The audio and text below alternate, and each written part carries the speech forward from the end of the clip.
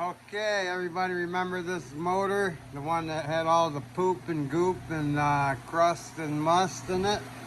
We are fixing to fire it up right now. And I'm gonna let you see and hear what it sounds like when it starts. Here we go. Go right here.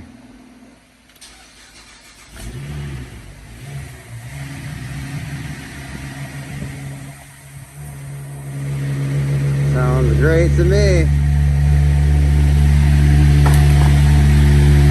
Muffler's a little bit loud, but it'll idle down just a little bit here in a second.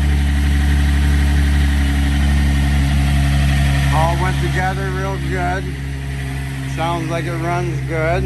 New timing chain, an engine flush with the diesel fuel, everything above.